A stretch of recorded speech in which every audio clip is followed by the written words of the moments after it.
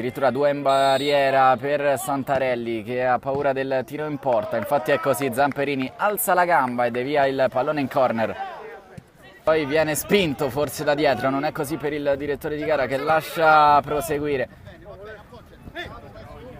Giordano viene saltato, poi sempre il solito Zamperini, ci mette la gamba. Intervento di Santarelli in corner. Corner, il secondo per il Peperino che va a cercare il pallone lontano, poi la sponda ancora all'interno dell'area di rigore, ma c'è sempre lui, Zamperini, che allontana.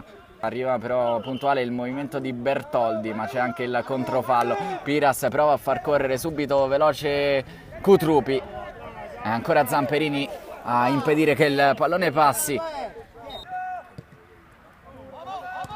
Piras, Zamperini come al solito interviene sul pallone, fa ripartire Bertoldi.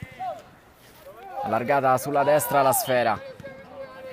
Se la cava benissimo, esce dal pressing con Giandonato che allarga per Piras.